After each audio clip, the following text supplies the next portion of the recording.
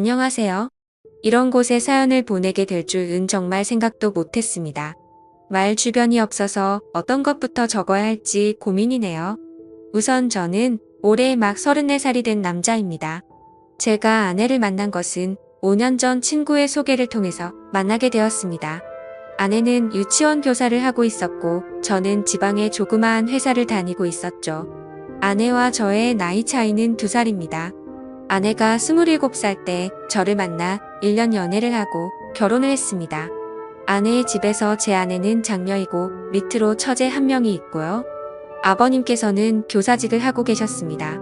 어릴 때부터 엄한 아버지 밑에서 교육을 받았지만 공부를 썩 잘하지 못했다는 아내는 특히 처제에게 열등감이 많았습니다. 처제는 공부를 잘해서 명문대를 갔거든요. 지방 전문대를 나와 유치원 교사를 하는 아내는 그런 것이 아니 맺힌 건지 항상 동생을 싫어했었죠. 그에 비해 사실 저희 집안은 아내 집에 비해서 더 평범합니다. 부모님은 평범하게 소기업 회사원 생활을 하시다가 은퇴하시고 귀농을 하셨습니다. 그런 저희 집이 못마땅한 건 장모님도 장인어른도 처제도 아니라 저희 아내였습니다. 말끝마다 저희 집안 이야기를 꺼내 기가 쪽팔린다며 처제의 코를 어떻게든 납작하게 만들어야 된다고 말하더니 저랑 사귀면서도 동료 보육교사가 클럽에서 의사를 만나서 이번에 결혼한다는 둥 허황된 이야기를 하고 있더군요. 그런 문제로 교제 당시에는 몇 번은 헤어지기도 했습니다. 돈 많은 남자 찾아가라고. 나는 내 생활에도 만족 중이고 네가 원하는 만큼 우리 집이 갑자기 부자가 되거나 할 수가 없다고요. 그때마다 일주일도 안 돼서 저를 찾아와 무릎을 꿇고 빌면서 다시 사귀자던 그녀였죠. 저도 그땐 그런 게 사랑인 줄 알았습니다. 헤어지고 나면 허무한 감정을 이기지 못해 이젠 싸우고 헤어지면 다시 일주일 만에 만나는 게 정상인 것처럼 헤어진 것을 헤어진 거라 받아들이지 않게 되었던 거죠. 아내의 그런 성향을 이해했던지라 저는 더욱 열심히 일을 하고 그렇게 모은 돈을 기반으로 아내와 결혼을 하게 되었습니다. 장인어른, 장모님 두 분 다 성격도 좋으신 분들이셨고 저희 부모님은 저만 좋으면 다 된 거다 라고 말씀을 해주셨죠. 처제는 아내의 말만 들으면 지독한 여자 이미지였지만 결혼할 때가 되어서 만나게 된 처제는 생각과 다르게 천사표 여자였습니다. 어디서든 당당한 여자였기에 아내가 스스로 자격지심이 많구나 싶었습니다. 그렇게 결혼을 하고 얼마 지나지 않아 처제도 결혼을 했습니다.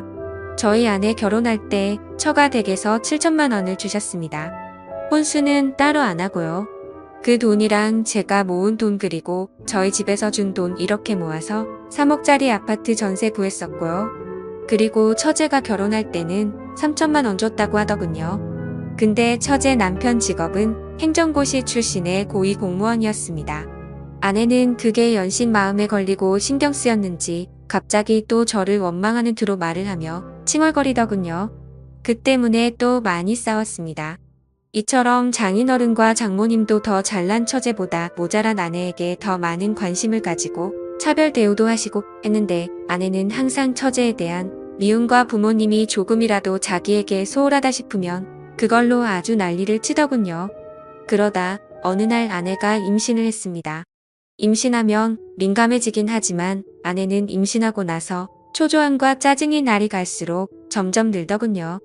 나중에서야 왜 그랬는지 알게 되었지만 그때는 그저 내 아이를 임신한 아내를 보며 책임감을 느끼면서 어떻게든 아내의 기분을 맞춰주려고 했고 아내가 원하는 음식이나 모든 걸 다 해주기 위해서 최선을 다했습니다. 저희 집에서도 아내의 임신 소식에 기뻐하시며 반찬들이나 며느리가 좋아하는 음식 해먹으라고 용돈도 많이 주시고 했어요. 그렇게 저는 노예같이 아내를 모시면서 아내의 임신 기간을 함께했고 기다림 끝에 저희는 소중한 아들을 얻게 되었습니다. 그렇게 출산하고 4달이 지나고 나서 아내는 심심하면 친정집에 내려가더군요. 갓난 아이를 보기가 힘이 든다면서요. 이제는 돈벌이도 제가 외벌이로 바뀌었던지라 경제적 부담도 많이 느꼈지만 저도 최대한 일을 마치면 일찍 집에 들어가 아내를 위해서 아기도 돌봐주고 했거든요. 그래도 아내는 몸이 힘들다며 한 번씩 내려가던 게 이젠 거의 매 주말마다 내려갔습니다. 한 번, 두 번이야 저도 따라가고 했지만 어느새부터인가 아내가 내려가서 자신은 고향 친구들도 보고 싶고 해서 제가 따라오면 부담이 된다고 말하면서 혼자서 다녀온다고 말을 하더라고요.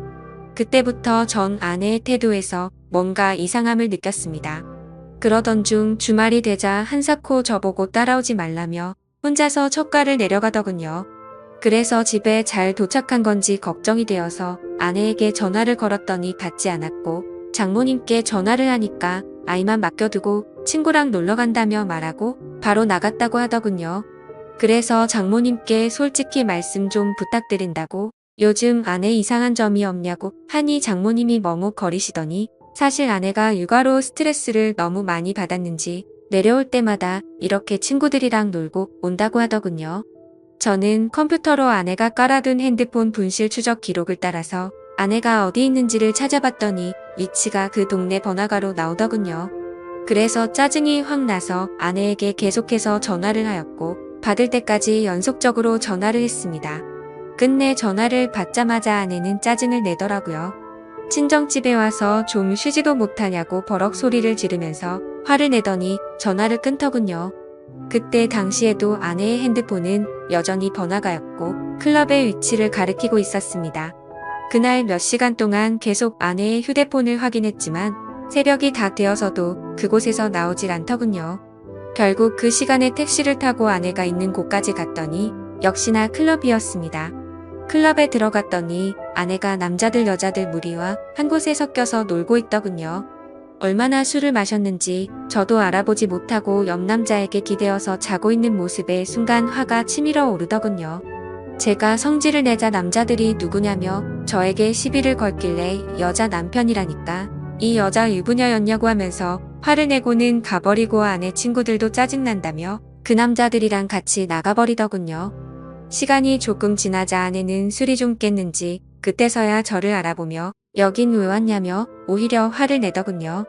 여기가 너가 말하는 집이냐고 장난치냐고 하니까 친구들끼리 놀다 보면 올 수도 있지 이걸 뭐 스토커처럼 이렇게 찾아와서 분위기만 다 조진다는 말에 화가 나서 어깨를 끌어당겨서 일으켜 세웠습니다.